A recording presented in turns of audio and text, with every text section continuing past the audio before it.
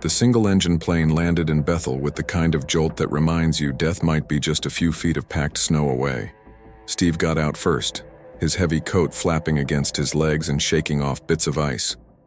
Joanna came right after, adjusting her beanie and scanning the sky like she was reading bad news hidden in the gray clouds. They were there because of a desperate call, received 3 days earlier, made by a woman with a trembling voice. Nora Ellison, the last heir to a century-old cabin near Crooked Creek. Nora's voice stayed in Steve's mind like an echo from some ancient abyss, a whisper that didn't fade with time. She had talked about her fiancé lost in the snow, not like someone describing a common tragedy, but like someone recalling an encounter with something that doesn't belong to the world of the living. He didn't fall, he didn't get lost. He was taken. The thing that attacked him came back to finish what it started. This region has survival rules. Rules no one should break. Steve felt like those words weren't just a cry for help, but a sign that some invisible line had been crossed.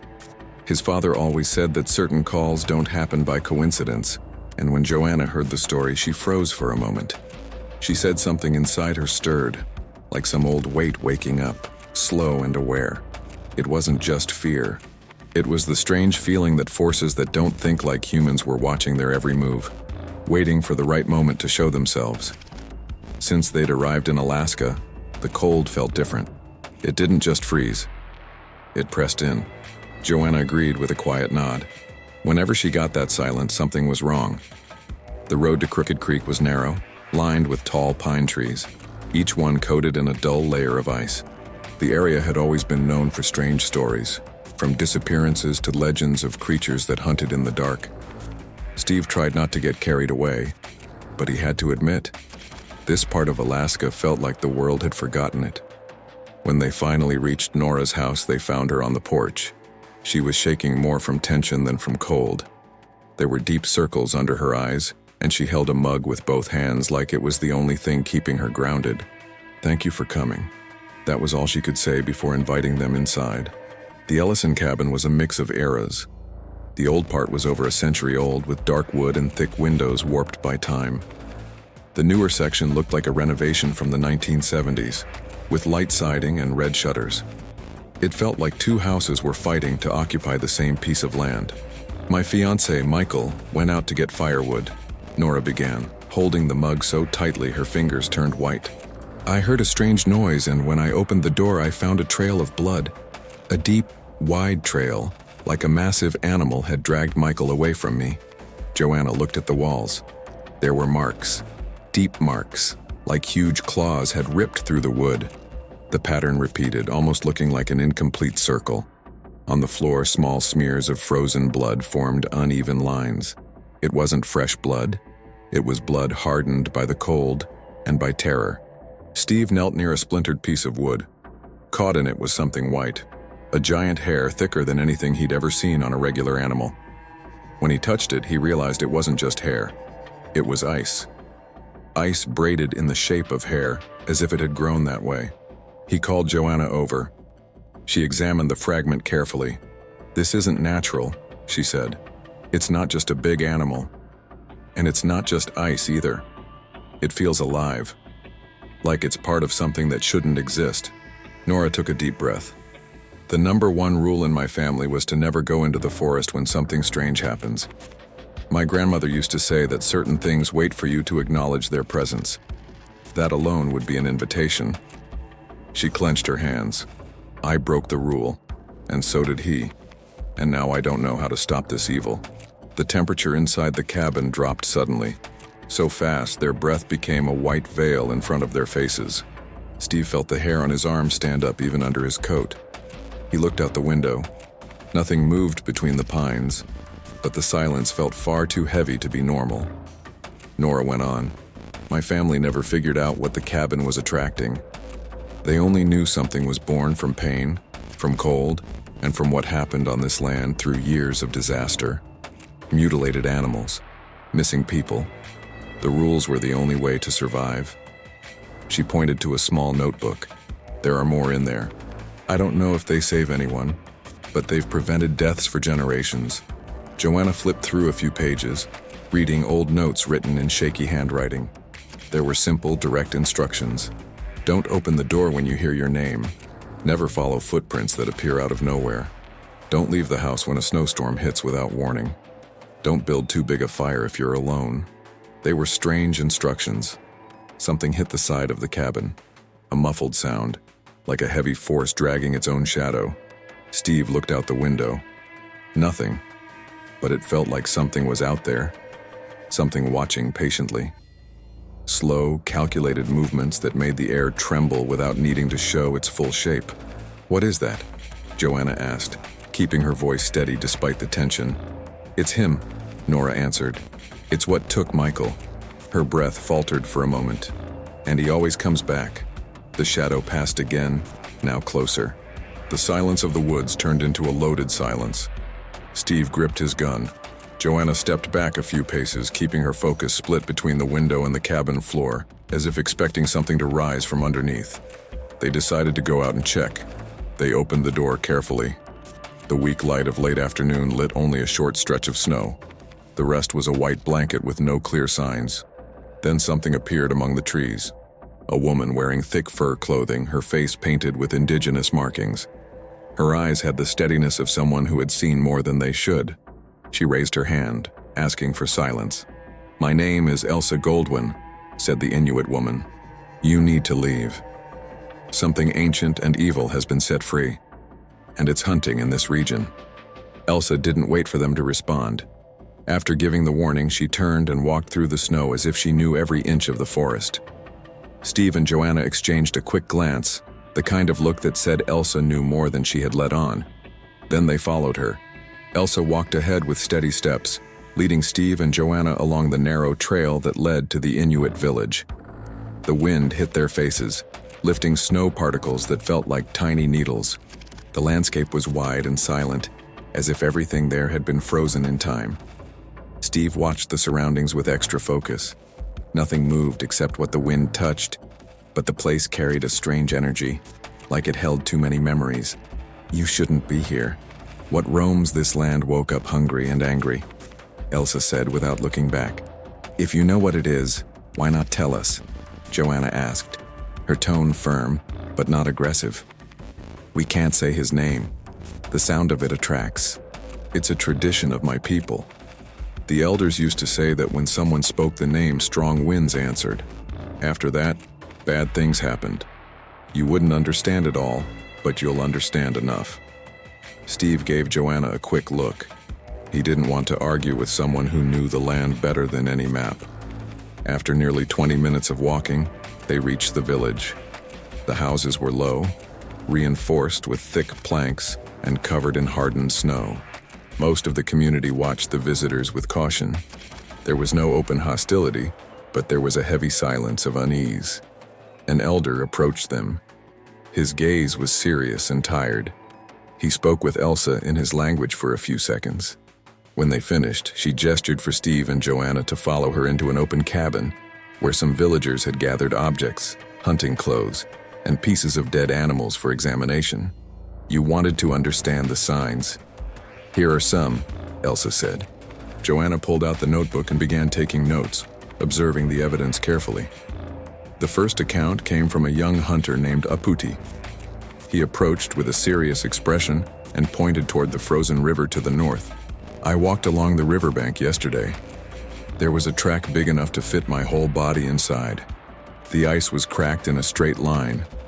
It looked like something heavy had run underneath the surface." Joanna asked if she could see the site, but Elsa said the ice was too dangerous. They would have to trust the description. Another villager spoke about animals disappearing. Sled dogs had vanished during the night, even though they were tied up. Fox carcasses had been found crushed with no bite marks. Steve found it strange. He expected to hear about teeth marks, but the reports spoke of impacts that broke everything at once. Then a group of hunters brought in a large object covered by a thick cloth. When they removed it, they revealed a dead polar bear. The animal had been found just hours earlier. Its skull was completely destroyed, like something had crushed it with an industrial press. "Another animal did this," said Aputi, though his expression made it clear that didn't make sense to him. "But not with normal strength." Steve examined the skull, tilting his head to analyze the details. This is the force of something massive, way stronger than a regular polar bear. Maybe a mutated animal. Could be some disease that changed its behavior and strength. Joanna stayed quiet for a few moments before responding. I don't think that's all it is. The tracks are way too big. The ice cracks like something with tons of weight is walking over it. And that ice fur we saw at the cabin has no biological explanation.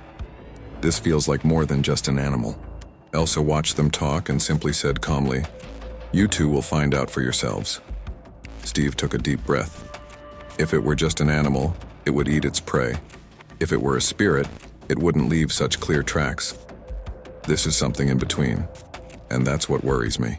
Joanna walked over to a table where there were claw molds made from plaster. She ran her fingers along the marks. The spacing between each claw was too perfect.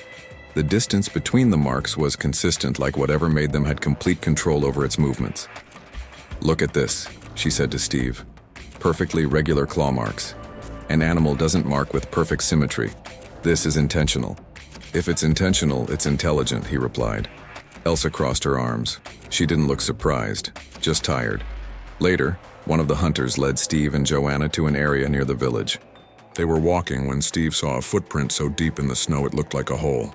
He estimated the weight in his head. "A ton, at least. This is way too big, even for a polar bear." Joanna photographed the print, studied the shape, and concluded that the angle of the step showed whatever made it had been running, not walking, and running with force and precision. Beside it, there was a broken tree trunk. It hadn't been split by a bite or a fall. There was a clean horizontal cut like something massive had struck it with speed. The trunk was nearly 8 inches thick. "This was an attack," said Steve. "And it was fast. The force needed to snap this all at once is insane. Beyond human," Joanna added. The whole village seemed to shrink around them. No one smiled. No one talked about trivial things. Everyone knew something ancient was roaming the forest. Everyone seemed to feel that this evil was too big to ignore, but also too big to fight. When the sun started to go down, Elsa said it was time to head back to the cabin. Night fell early in that place, and the cold grew harsher. Steve, Joanna, and Elsa made their way back along the trail. The path felt narrower. The pine trees stood still. The wind blew like a constant warning. Midway through, Steve stopped. He felt like something was following them. It wasn't the sound of regular footsteps. It was like a heavy shift in the air, something measuring their every move. "Did you feel that?" he asked. "Yes," Joanna replied, without looking back. Elsa simply said, "He's marking the territory." None of them ran. They walked calmly, knowing the forest was watching, calculating. With every minute, the feeling grew stronger. By the time they reached the cabin, night had already fallen. Shadows closed in around the old wood. The air felt colder than when they'd left. It felt like something big had moved through the area recently. The investigation so far pointed to one clear conclusion. Whatever was hunting out there wasn't just strong. It was intelligent, it was precise, it was aggressive, and it was getting closer. Night fell quickly over the cabin. The sky looked thick, starless, as if dark clouds were swallowing all the light. The cold grew in a strange way, creeping in through the cracks, even with the fireplace lit. Steve added more wood to the fire, but the flame felt small inside that room that now seemed larger than it really was. Joanna spread out a series of notes on the floor, photos of footprints, claw marks, and the image of the crystallized fur. She was drawing lines between the papers with a pencil, trying to piece together a pattern. The weak light from the lantern cast trembling shadows over everything. "He's moving in a straight line," Joanna said. "The attacks start farther out and are coming in like a path. He's not wandering aimlessly. He's following a design." Steve stayed silent for a moment. He felt a strong tension at the back of his neck. He'd seen similar cases before, but nothing like this one. "What do you think he wants?" he asked. "He wants territory, and he wants someone specific. These increasing signs show he's getting ready for the main attack." Elsa was standing near the door, without leaning on the frame. She watched through the window with sharp eyes. She seemed to be hearing something the other two hadn't noticed yet. The elders used to say when the wind shifts like this, he's close. Elsa murmured. The wind is heavier. The air doesn't move right. Steve looked at her. You're hearing something? She nodded. A howl. Still low, but it's there. And as if her words had opened some crack in reality, a deep sound vibrated. It was long and low, but it wasn't just animal. It had something that resembled a human voice, like a moan mixed with anger. The sound moved across the snow, hit the cabin walls, and made the window glass vibrate. Nora, curled in a corner with a blanket over her shoulders, brought a hand to her mouth. It's the same sound from the night my fiancé disappeared. Steve clenched his fist. He felt his heart race. The memory of his father came back clearly, like it was yesterday. His father on the ground, 2 wounded, blood mixed with snow. The sound of the monster they never found. He took a deep breath to push the image away. Stay sharp, he said. That's not a warning howl. He's marking how close he is. Another gust of wind hit the wall, but it didn't feel natural. It was too heavy. The lantern shook and the flame almost went out. The wood behind the cabin cracked loudly. He's at the edge of the clearing, Elsa warned. He's measuring the distance to come in. Joanna stood up, still holding the pencil. He's already tested the village's defenses, now he's testing the cabin. The back door exploded next. There was no mistaking the sound. The wood burst into pieces, and a freezing wind rushed in like it was sucking all the warm air out. The impact made Nora scream. Something massive filled the space in the destroyed doorway. It didn't come all the way in. Only part of its body showed, like it was measuring every inch. The lantern's light revealed white fur stuck with ice, a giant paw and long claws that looked like blades of frozen metal. Steve raised the shotgun and fired without hesitation. The shot hit the creature's neck, pushing it back a few inches. The second blast struck its shoulder. The creature roared, a sound that shook in their ribs. But it didn't fall. The snow behind it shifted, as if something very heavy had taken a step back. The creature backed away, but didn't flee. It was clear it was studying the impact, judging the distance, analyzing the space. Steve stepped just far enough into the broken doorway to face the darkness of the forest. The wind blew back in, bringing a strong smell of burnt fur. Nothing moved, but the nearest tree now had fresh claw marks, deep and recent, like a silent answer. Joanna stepped up beside Steve. He's provoking. I know, he said. Then Elsa looked toward the side of the cabin. There's something there. The warning made everyone turn. On the ground near the overturned table, a village guide who had accompanied the group earlier was holding his arm. His coat was torn. On his forearm, 3 parallel cuts shone with blood mixed with tiny ice plates. He hit me when the door came down, the guide said weakly. He was too fast. The blood was dripping slowly, but something was off. Parts of it were freezing almost as soon as it left the skin. Elsa grabbed the man's wrist. This wound isn't normal. The ice is entering through the cut. This is what he does when he picks a target. Steve felt the weight of those words. You said he marks. Elsa nodded. Now he can find you anywhere. He smells you in the snow, in the wood you touched, in the breath you let out into the air. He'll track you until the hunt is over. The guide took a deep breath, trying to stay calm, but his skin was turning too pale.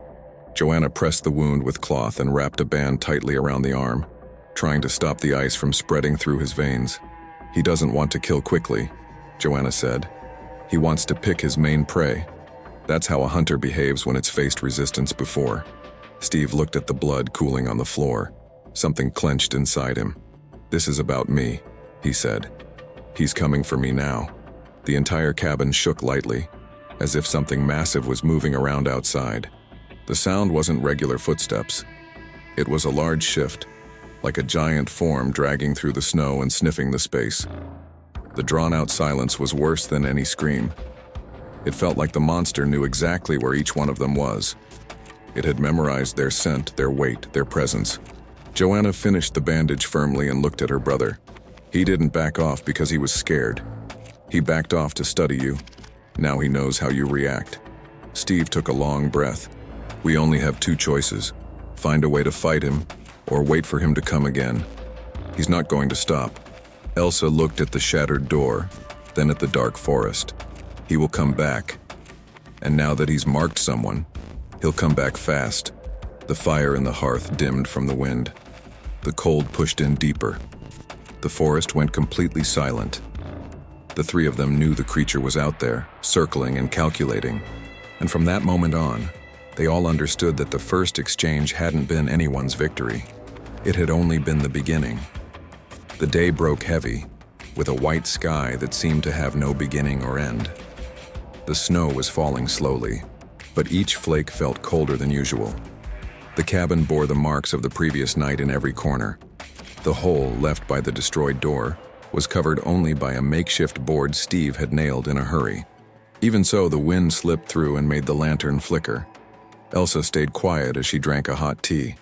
The steam rose and disappeared quickly, like the air wouldn't allow anything to stay warm for long. She watched the siblings with a serious expression, like she was coming to a hard decision. Joanna sat next to her. "You know what he is," she said. "We're not asking you to break anything from your culture, but if you don't help us, a lot of people are going to die." Elsa took a deep breath, tightening her grip on the mug. "That creature was never supposed to be here. He hasn't walked among people since before my ancestors were born. He used to be the guardian of a sacred region, a powerful spirit that protected the hunting trails and the animals living on them. But the ritual that kept him balanced lasted for centuries, and no spirit can stay whole forever." Steve leaned against the wall, arms crossed. "He went mad." Elsa nodded. "Yes, he lost himself inside his own strength. When the ritual ice that kept him frozen broke, he came back as a shadow of what he once was. Now he wears the shape of a polar bear, because that's the form that fits his rage best." "How was he freed?" Joanna asked. Elsa looked away. "Something opened the ice where he was trapped. I don't know what. I don't know any force capable of that. My people kept stories about how to keep the seal strong, but never about what to do if it broke." Joanna gave Steve a sharp look, like she already had a theory. Steve, looking at the axe leaning against the table, said, "So this thing isn't a bear, and it's not just a spirit." "No," said Elsa. "It's both at the same time, and neither at the same time. He hunts like an animal, because that's his base. But he thinks like a human, and he feels like a wounded spirit." The three of them stepped out of the cabin to follow the tracks left in the snow. There was silence everywhere. Not the kind that meant peace, but the kind that meant abandonment.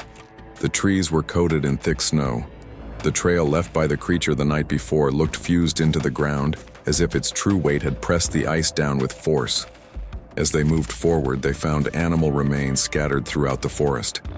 But they hadn't been left randomly. They were lined up, each body placed in a specific direction, as if marking a path. There were seals, foxes, even a small caribou, all with their chests cruelly torn open. Joanna examined one of the bodies. "He didn't do this for food. This is a message." "Yes," said Elsa. "He's claiming territory. Each body placed like this shows how far his domain goes, and it's expanding."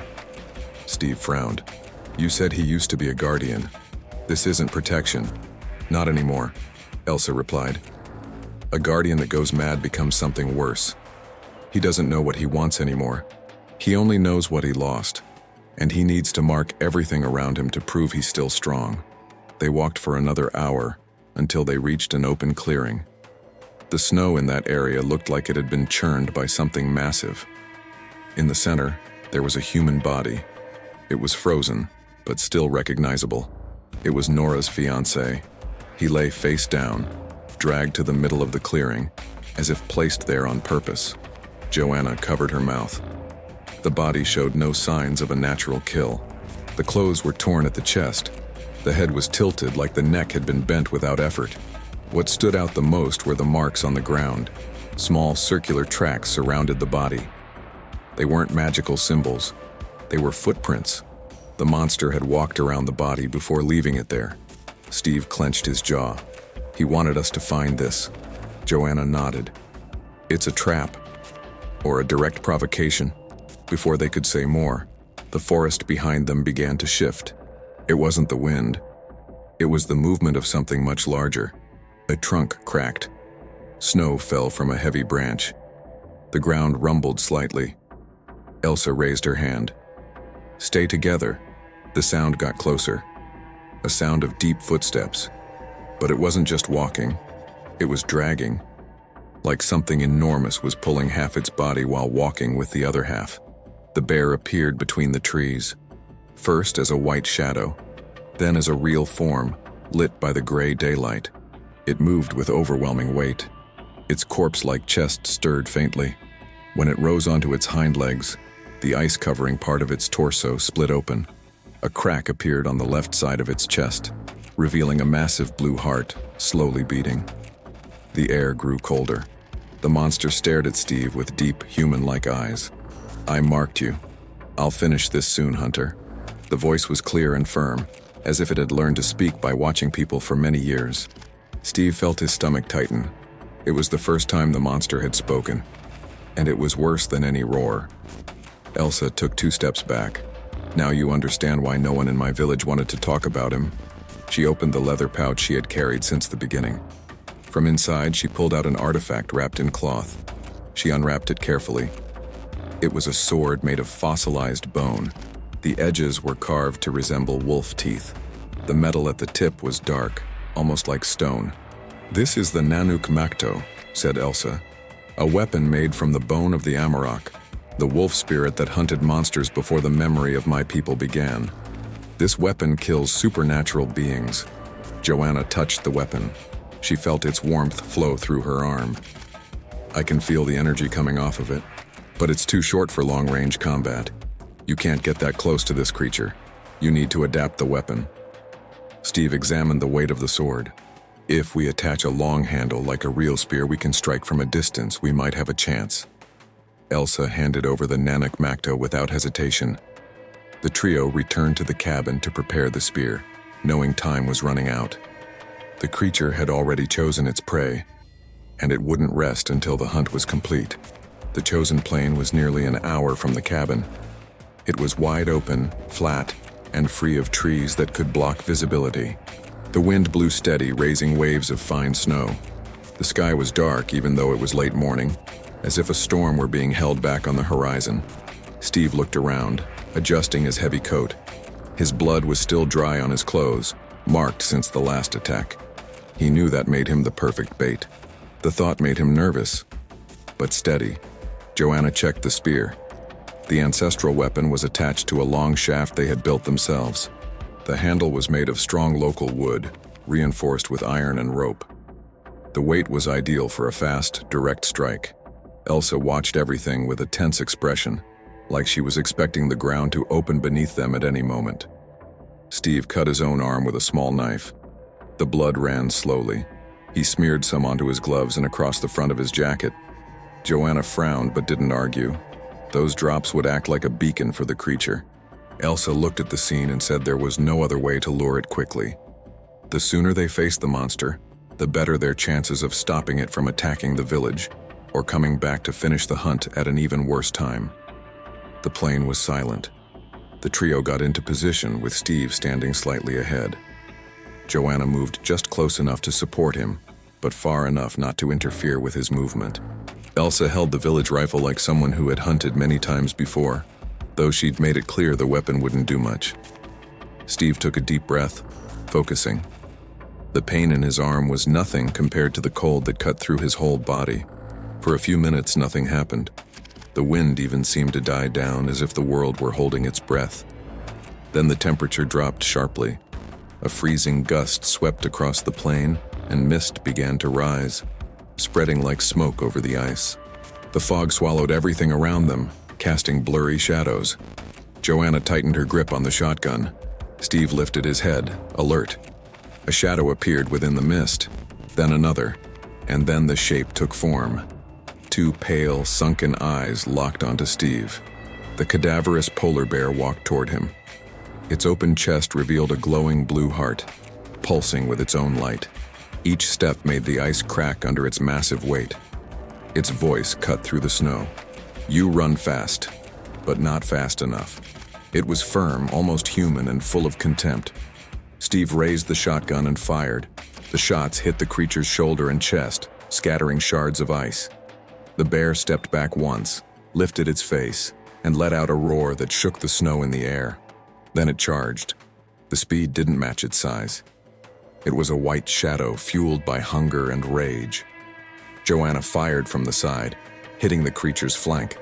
The impact caused the cracked ice to split open, but it didn't stop him. Steve was thrown back when the bear struck him with an open paw. The blow hit his chest like a falling tree. He tumbled across the snow, kicking up a spray of white. Elsa fired the rifle. The bullet struck the side of the monster's neck, but it barely made a difference. The bear turned its head toward her, but didn't advance. It was focused on Steve, as if the scent of his blood was all that mattered. Joanna ran to reach him, gripping the spear. The bear turned part of its body toward her, but kept moving forward. Steve got up, breathing hard, forcing his legs to obey. The creature attacked again, but Steve rolled aside. The paw swiped close to his head, scraping the ground and scattering frozen rocks. Joanna struck in that moment. She charged and drove the spear into the creature's chest with all her strength. The blow hit dead flesh and pierced part of the opening.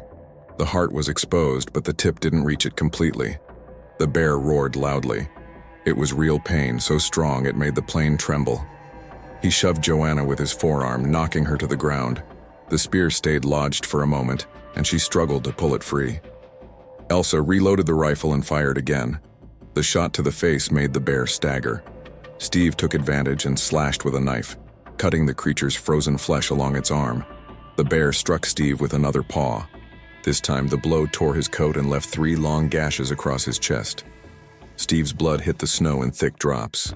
The creature trembled. The blue heart swelled in a slow pulse. The bear brought its hand to its chest, as if trying to shield the weak spot. Then it stepped back. The ice beneath its feet cracked. Seeing the danger, it turned and ran toward the forest. Joanna took a deep breath and got to her feet. Her arms shook from the impact. Elsa rushed to Steve, who was bleeding and struggling to stand. The fresh wound burned like dry ice fused to his skin. He could no longer tell where the pain ended, and the cold began. Joanna held his arm and said the monster was retreating because it was wounded. Elsa looked at the trail of blue blood marking the bear's footprints. The creature was stumbling away, but still alive. The wind carried the smell of burned fur. The bear's healing had already begun. The cracks in its chest were slowly closing, as if the ice were repairing itself. "We can't wait for it to fully regenerate," Elsa said, tense. The trio stood still for a few seconds, watching the creature vanish into the fog. Silence returned, broken only by Steve's heavy breathing. Joanna placed a hand on his shoulder. She knew he was close to his limit, but she also knew he wouldn't quit. They regrouped. The spear was stained with the monster's blue blood. The wind kicked up snow, erasing part of the trail. They knew they wouldn't have much time to prepare. The creature would return, and next time, it wouldn't retreat. Everything about the way it fled made that clear. It had felt pain, and now it felt rage. The final roar echoed from afar like thunder trapped beneath the ice. It was a clear warning that the hunt wasn't over. It was the response of a creature that, for the first time in centuries, had truly been wounded. Midnight came without asking. The sky looked like a sheet of iron, heavy and low, and the snow fell in thick chunks like someone was ripping open pillows over Alaska. The wind cut like a blade. Nora's cabin shook with every gust. The fireplace, even fed constantly, felt too small against that kind of cold. Steve sat at the kitchen table, coat off, shirt pulled up. His chest showed the bear's slashes, deep and wide, already darkening at the edges. Around them, his skin looked paler than normal, almost bluish. Joanna was carefully pressing gauze against the wounds. Each touch made his face tighten, but he didn't complain. "If this keeps up, I'm getting a new map on my chest," he said, voice hoarse. "Hold still," Joanna replied. "You move, I mess up the dressing, and you die of something stupid like an infection. I'm not giving that monster the satisfaction." Elsa stood by the window, the Nanook Macto resting beside her. The spear looked almost alive in the firelight. The Amarok bone tip, polished over generations, reflected a dull glow. Her hand stayed close to the weapon, as if any noise would be the signal to grab it. "He's coming," Elsa said, eyes locked on the dark outside. Not today. Not tomorrow. Now. When snow falls like this and the wind shifts this way, this is when he likes to hunt. Steve pulled his shirt down and stood slowly. The gash on his chest burned, but he had already decided that pain didn't get to call the shots. He walked over to the window next to Elsa. He could barely see anything, just white shadows and bent branches. "You think he's coming here or going straight for the village?" Joanna asked. "Here," Elsa answered. "He doesn't forget. He marked. He felt the spear. He'll want to finish what he started here." Steve grabbed the shotgun and checked the ammo. Joanna rechecked the spear's mechanism. The shaft had been reinforced with more wood and metal. It wasn't pretty, but it was solid. The weapon looked like it was made to pierce things that shouldn't exist. Joanna took a deep breath. "No dumb heroics tonight," she said, looking her brother in the eye. "No throwing yourself in front of anyone. You stand up, shoot, hold the monster. I hit the heart. That's the plan. So you're taking the easy part," Steve said. "Just drive a spear through the chest of a giant demon. Super chill." "Exactly. And if you die before I hit it, I'll curse at your grave for the rest of my life." Before he could answer, the cabin shook. It wasn't the wind, it was something heavier. A low vibration climbed up through the floor and into the walls. A sharp crack echoed outside, like a tree splitting in half. Elsa grabbed the spear. "He's cutting through the tree line," she said. "He's clearing a path." Another impact. This time they all heard the sound of trunks being crushed. The monster was moving forward with no effort to be quiet. The bear was coming like a bulldozer made of dead flesh and ice. "There's an exit in the back," said Nora, pale in the corner of the room. She clutched an old family rosary like it was a talisman. "Through the storage shed. It goes straight down into the woods." "Then that's the way we go," said Joanna. "We can't get trapped in here. If he brings the cabin down, it's over." They left in a line. Steve first, shotgun in hand. Joanna close behind, holding the spear. Elsa brought up the rear, carrying extra ammo and a rifle. Nora stayed at the door shaking but didn't try to stop them. The cold outside was even more brutal. The wind nearly tore the air from their lungs. Snow hit their faces like sand. The forest behind the cabin looked like a sea of dark trunks and white branches, and it had been torn apart. Several trees were broken in half, like a giant had stormed through, punching everything aside. A roar cut through the night. It was close. It was loud. The sound seemed to come from every direction at once. "To the clearing!" shouted Elsa over the wind. "It's open ground there. If we stay in the trees, he'll bring them all down on top of us." They ran. The snow reached halfway up their shins, heavy. Every step felt harder than the last. Steve's chest burned and the cut on his arm throbbed. The monster's mark burned like cold metal pressed into his skin. It felt like the bear was holding a thread tied to him. Behind them, something charged forward. Trees fell. Branches snapped. An impact threw snow high above the canopy. The creature was coming in a straight line. The clearing appeared suddenly. An open space surrounded by tall fir trees with firmer ground beneath. The wind howled there, rushing through the trees. Steve stopped in the middle of the space. Joanna took position to his left, spear ready. Elsa set herself a bit behind, rifle on her shoulder. The shadow burst from the woods like a train with no brakes. The bear charged through, knocking down 2 trees at the entrance of the clearing. The trunks crashed to the sides, opening a path. The creature stopped for a moment, raised its whole body onto 2 legs and stared straight at Steve. Its eyes were pale hollows.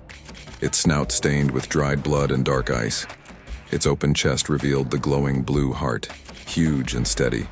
It beat slow and heavy, like a bell striking underwater. Crystals of ice formed around it with each pulse. "You're the last on the list," said the monster. The voice was clearer than before, almost calm, as if everything had already been decided. Steve raised the shotgun. "Then you better not miss," he replied. He fired. The blasts hit the creature's chest and face. Chunks of ice and rotten flesh flew backward. The bear only shook its head. Then it charged. Every step made the ground tremble. It charged straight at Steve. Joanna moved to the side, clearing the way. Steve fired again, aiming for the eye. One of the shells hit, cracking one side of the skull. The bear roared in rage but didn't stop. It swiped with its paw. The impact hit Steve full on, throwing him several meters back. He landed in the snow and rolled until he hit a fallen tree. Joanna ran toward the creature. Elsa fired the rifle, hitting its flank. The bear shifted its focus toward her, growling, but quickly turned back to Steve, who was trying to get up.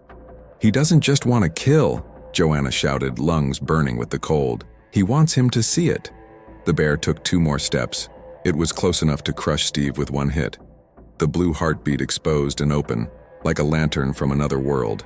The creature rose to its full height, taller than ever, as if trying to show its size. Its ribs spread apart. The chest opened fully, revealing the entire mass of the heart, glowing with a nearly white light at its center. Joanna saw the moment. She took a deep breath and ran.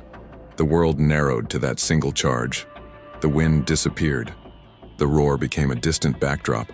She ducked under a fallen branch, used it to gain momentum, and slid across the snow.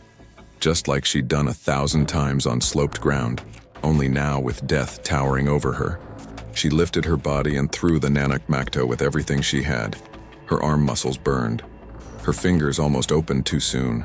The spear cut through the air in a straight line. The bone tip entered the bear's chest, passed through the open ribs, and pierced the blue heart. For a second, nothing happened. Then the light inside the heart exploded. The bear let out a roar so loud it felt like it split the air. But the sound was cut short. The heart began to freeze from the inside out. Around the spear, cracks formed and spread like webs. The blue turned lighter, then lighter still, until it turned white. Ice spread through the creature's veins. It took over the chest, the neck, the head. Its eyes froze. Its mouth opened in one last expression of rage. The bear tried to take a step, but its legs shattered like glass. The joints broke apart. The entire body began to fracture. Crystals burst outward, flying like tiny blades through the air. Joanna shielded her face with her arms. Elsa ducked behind a log. Steve, still on the ground, could only turn his head to the side. The bear collapsed. It wasn't like a body falling. It was like a mountain breaking apart. It shattered into chunks of dark ice and bluish shards. When the sound finally stopped, all that remained was a pile of crystal and frozen dead flesh. The Nanak Makto stood lodged in the center, piercing what had once been the monster's heart. The clearing fell silent. Even the wind seemed to lose its strength for a moment, as if it too were exhausted. Joanna breathed, trembling. Her legs threatened to give out. She forced herself to stay upright. She walked over to Steve. He was on his knees, one arm wrapped across his chest, the other braced against the snow. His face was pale, but his eyes were open and alive. "You did it," he said through clenched teeth. "I knew you would." "Of course you did," she said. "You're annoying, but you're not stupid." They laughed, exhausted. It came out short and cracked, but it was still laughter. Elsa slowly approached the pile of ice. Her face was serious, but there was something like relief in her eyes. She placed her hand on the shaft of the spear and pulled gently. The weapon came loose with a sharp sound.